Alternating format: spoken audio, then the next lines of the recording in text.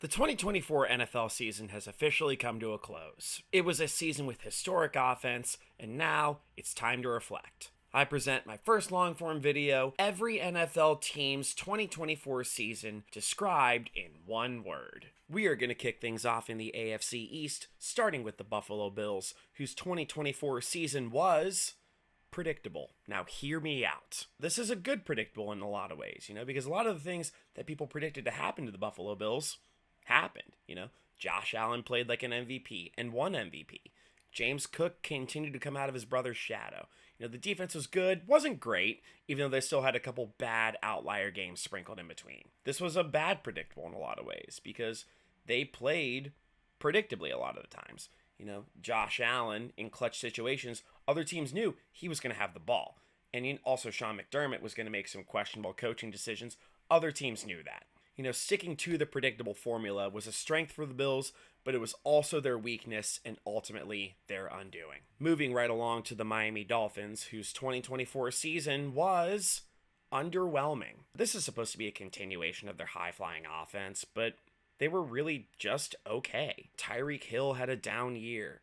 Jalen Waddle had fewer yards than their starting tight end, who was really good. And their four-headed monster running back, only one of them was even remotely good, and Achane was awesome. Their pass rush suffered, they didn't have a 1,000-yard rusher or receiver, and as a result of not really playing to their strengths, they missed out on the playoffs. The New England Patriots 2024 season was necessary. Yes, necessary. They had to use this year to figure a lot of shit out. They had to figure out if Drake May was their franchise quarterback. They had to figure out if Gerard Mayo was worth being their head coach. And they had to figure out their core pieces on defense. But also, for America, it was a necessary palate cleanser, because we dealt with Brady and Belichick for 2 decades, and we needed a break. But now they have Mike Vrabel as their head coach. And if they draft well with Vrabel and use their cap space properly in this offseason, they could be right back to being a playoff contender.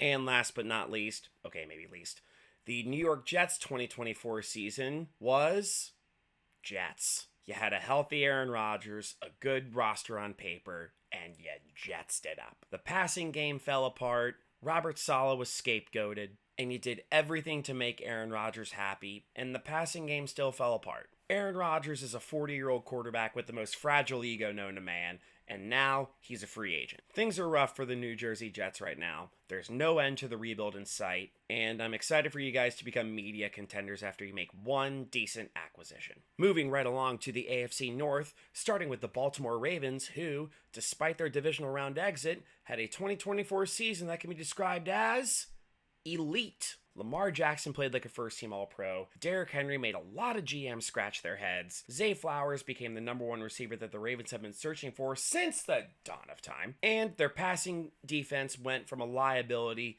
to spectacular seemingly overnight. Unfortunately, it was choked away in the playoffs after Mark Andrews dropped a 2-point conversion that would have tied the game. That led a lot of people to leave hateful comments on an Instagram post about diabetes awareness. Despite all that, your season was spectacular, and you're gonna be Super Bowl contenders in 2025. Moving right along to my Cincinnati Bengals, whose 2024 season was superficial. This is such a fun team to watch. Joe Burrow, Jamar Chase, and T. Higgins are about as high-flying of a passing offense that exists in the NFL. And on the defensive side of the ball, Trey Hendrickson was a monster in wrecking quarterback shit all season. But their defense was leaky. It got worse with injuries to Dax Hill, DJ Turner, and Logan Wilson. And not you, you're slow.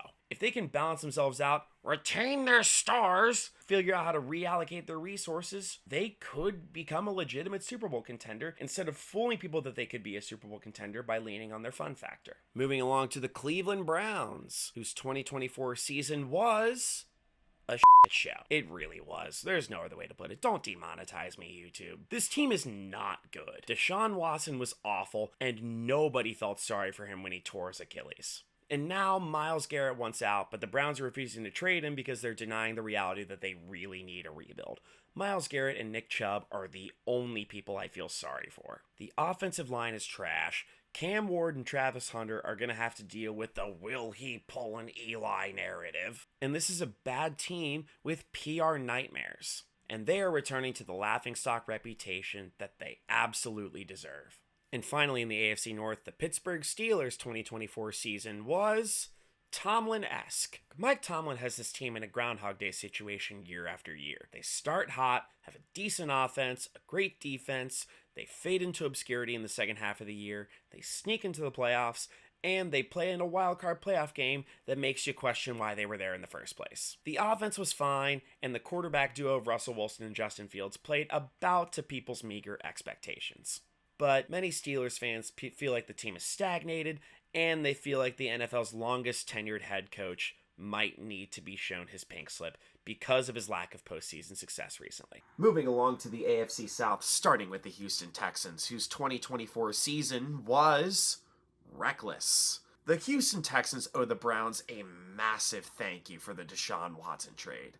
The only reason the Texans shouldn't give the Browns a bouquet of roses is because everything the Browns touch dies, and why would you waste a perfectly good bouquet of roses like that? And they recklessly spent money on players like Joe Mixon and Stephon Diggs, but they barely addressed their offensive line because apparently they learned nothing from the David Carr era. Their play style was pretty reckless too. They had injuries to Nico Collins, Stephon Diggs, and Tank Dell. But the fact that they forgot to address their offensive line really led to CJ Stroud's sophomore slump. The Indianapolis Colts' 2024 season was pedestrian. The Colts did exactly what a lot of average teams do. They win versus bad teams, and they lose versus good teams. Anthony Richardson lost his job, got it back, lost it again, got it back again. But why did he get it in the first place?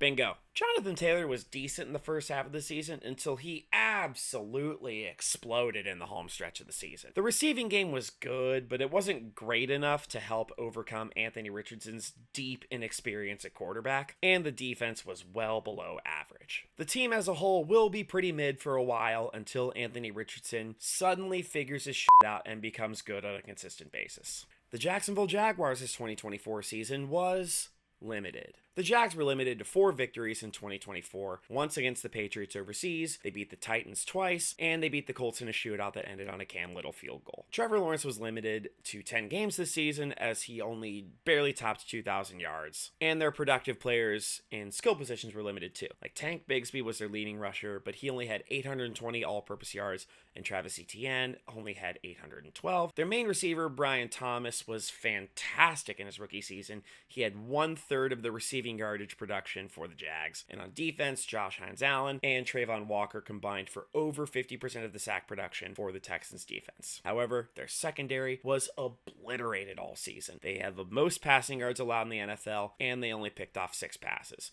They fired Doug Peterson, they fired Trent Balk, and they are well on their way to a rebuild this offseason. The Tennessee Titans 2024 season was yuck. And this is only partially for mayo and coffee reasons. Their season was awful, and it's no guarantee that Will Levis will be the starter in 2025. Their offensive line was bad, their receivers were washed up, the running game was only slightly fun to watch, and their pass rush had the 3rd fewest sacks in the NFL. They only won 3 games all season, and it's a big reason why they're picking first in the draft this year. And now onto the AFC West, starting with the Denver Broncos, whose 2024 season was promising. Bo Nix and Sean Payton turned this franchise around faster than anyone expected them to. And a big reason why was they won in the trenches. They had a strong O-line, they had an awesome pass rush which led the NFL in sacks, they had the Defensive Player of the Year cornerback, and even if their skill position players weren't as potent as fantasy football junkies would like, they still managed to run an effective football team. They proved that if you build from the inside out and have a competent quarterback, you can run effectively. The rebuild from the Russell Wilson era went smoother than anyone expected them to, and if they can keep their trenches fortified, they can be a really good team for a long time. The Kansas City Chiefs' 2024 season was a facade. Is that another word for fraudulent? Yep. They had 15 wins, but they only had a plus 59 point differential, which is the 2nd lowest point differential in the Super Bowl era among teams that had at least, wait for it, 13 wins. Patrick Mahomes was not his normal self, as he had the worst statistical year of his career. A lot of it was due to the regressing passing game, as Rashee Rice suffered an injury, not that one, and Travis Kelce is clearly aging and slowing down, even though he's still one of the best tight ends in the league. The defense was led by Chris Jones, and the defense came up big all year except for that one game that I'm still kind of smiling about. They're still a juggernaut, and they will be for years to come. Lord help us all. The Las Vegas Raiders' 2024 season was inevitable. This season was doomed from the start. They thought going from a medium well steak of a quarterback to a chicken wing with way too much sauce of a quarterback would help. Instead, it made the season have no hope from the very beginning. There were only 3 players who were exciting on the team all year, and one of them went to his old buddy in New York at the deadline. And they will now have to spend this offseason talking themselves into probably Shedeur Sanders and a 73-year-old head coach. And rounding out the AFC West, the Los Angeles Chargers' 2024 season was efficient. The Chargers were heavily criticized for not getting a Malik Neighbors caliber receiver in round 1 of the draft last year. Instead, they got the best offensive tackle in the draft and one of the best rookie receivers of the draft. Wow. Justin Herbert continued a solid career. The aforementioned Lab McConkey was fantastic in his rookie season, and the run game and J.K. Dobbins' career were both revitalized, and the defense was the lowest scoring defense in the NFL. Jim Harbaugh came in like an old head, said, "I know how things should be run," and infuriatingly was kinda right. Good job, Chargers.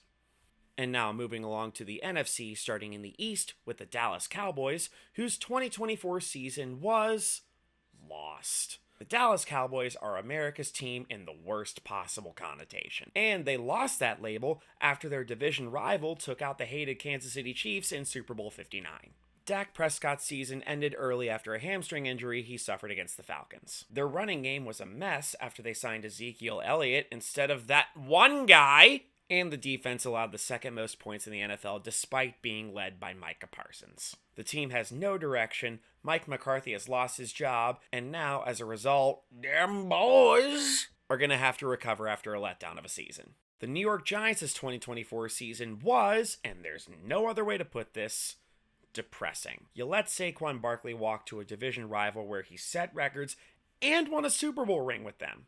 Wow. Brian Daboll, who's a legitimately good coach, had to deal with the QB carousel that he paid over Saquon Barkley. But it's not all bad, though. The pass rush is good. Malik Neighbors is a foundational receiver who will be great for years to come. You just have to figure out a way to build around him. And I hope you guys don't squander it the way you did when you decided to draft and extend Daniel Jones. The Philadelphia Eagles' 2024 season was smashing. Saquon Barkley smashed records. Cooper DeJean smashed every 10 in the greater Philly area when returning from the Super Bowl, and Philly fans smashed every window in the downtown area after the Super Bowl victory. The season was a smashing success, and we're all happy for you. Now get to cleaning. Your city is fucked. And rounding out the NFC East, the Washington Commanders' 2024 season was a renaissance. You guys went from dealing with the stank of the Dan Snyder era to becoming nationwide favorites at the drop of a hat. Jaden Daniels seems to be the long-term answer after he became what you guys thought you were going to get with RG3. The offense is fluid, the defense is improving, the fan base is revitalized. And while they ultimately came up short this season, 2024 is ultimately the beginning of a really good thing. The Chicago Bears' 2024 season was finger-pointy. Caleb Williams was supposed to be the franchise savior, and this is for a fan base who had to convince the entire nation that Jim McMahon was a good quarterback. He's fine. Despite the down year, he was pretty good. From September 29th on, he only threw 2 interceptions. Quarterbacks are the easiest to blame, even though his offensive line was dog shit, his receiver core was just kind of thrown together, his defense was occasionally incompetent, and the coaching staff was given the boot during and after the season. The Detroit Lions' 2024 season was explosive. This was the highest scoring offense in the NFL, and they have weapons everywhere. Jared Goff, Jahmyr Gibbs, David Montgomery, Amon-Ra St. Brown, Jamison Williams, Sam Laporta, a bunch of other people. It's insane. And even though Ben Johnson pulled a reverse David Montgomery and went from Detroit to Chicago, this offense is still going to be a juggernaut for years to come. Unfortunately, explosive is kind of a double entendre, because you guys dealt with numerous brutal injuries throughout this year. Aiden Hutchinson's leg, exploded. Aleem McNeil's ACL exploded. Alex Anzalone's arm exploded. Derek Barnes' knee exploded. Carlton Davis's jaw exploded. Now, I realize some of these are exaggerations, but if they can stay healthy in 2025, they will go right back to being Super Bowl contenders. The Green Bay Packers' 2024 season was encouraging. Even though they only finished in third place, they had 11 wins. Pretty good. Jordan Love was a good quarterback, even though he lacked a true wide receiver one. He could get one this offseason. You keep your damn paws off of him. And Josh Jacobs, Jingleheimer Schmidt was a revelation this season. And he helped the sting of losing Aaron Jones sting less. The defense forced a lot of turnovers, but it wasn't enough to overcome the Eagles in the wild card round. They don't have a lot of roster holes, and if they can fill them properly, they're going to be really good next year. The Minnesota Vikings' 2024 season was odds-defying. I know they struggled at the end of last season, but that's not to say they didn't spend all season defying the odds. Sam Darnold won the starting job when J.J. McCarthy went down and exceeded everybody's expectations. And he got twice as many wins in this season as he did in any season prior. Justin Jefferson and Jordan Addison were great, and they helped Darnold set career highs in nearly every statistical category. On defense, they led the NFL in interceptions despite the tragic loss of Kyrie Jackson, not even 3 months after he was drafted. Even with the adversity, they still won 14 games, which is the most ever for a team that didn't win the division. We're going to move right along to the AFC South, starting with the Atlanta Falcons, whose 2024 season was inconsistent. The first season of the Kirk Cousins tenure may very well be his last. And now they drafted the president of the Penn 9 Club to be his successor when no one thought they were going to do that. And as for their offense, Kirk had his good moments and his bad moments. He threw for over 500 yards against the Bucs and over 500 interceptions against the Vikings. Drake London, Darnell Mooney, and Kyle Pitts all also had their good stretches and their bad stretches. And their pass rush was one of the worst in the league this season, even though they had a golden opportunity to take one at 8th overall. This team lacks a true direction, and they really need to figure something out for the second year of Michael Penix's tenure. The Carolina Panthers' 2024 season was forgiving. Bryce Young began 2024 the way he began 2023. Like he got benched and people thought he was never going to play for the Panthers again until Andy Dalton got in a little fender bender and Bryce Young got the job back and was pretty good. He really turned it around and he went from a guy who might have been traded in the offseason to the definitive starting quarterback for the Carolina Panthers in 2025. So in all fairness, Bryce Young has been forgiven. And the second definition of forgiving is easy and safe to deal with. And this season for the Panthers was exactly that. Because the Panthers had next to no expectations in 2024, and Bryce Young helped them exceed all of them. And the fact that the second half of the season was even remotely palatable is quite impressive for Carolina. The New Orleans Saints' 2024 season was despondent. Not only are the Saints a bad team, not only are they an old team, but they're also an expensive team. They went 5-12 and still managed to be only able to pick 9th overall in the upcoming draft. They lost Chris Olave and Rashid Shaheed to separate injuries, and they both missed a significant portion of the season. And they cleaned house midseason by firing Dennis Allen, and they just hired Kellen Morris, his replacement, and they have a really difficult rebuild ahead of them. The Tampa Bay Buccaneers' 2024 season was streaky. The Bucs are a good team, but there were also points in the season where they looked really inconsistent.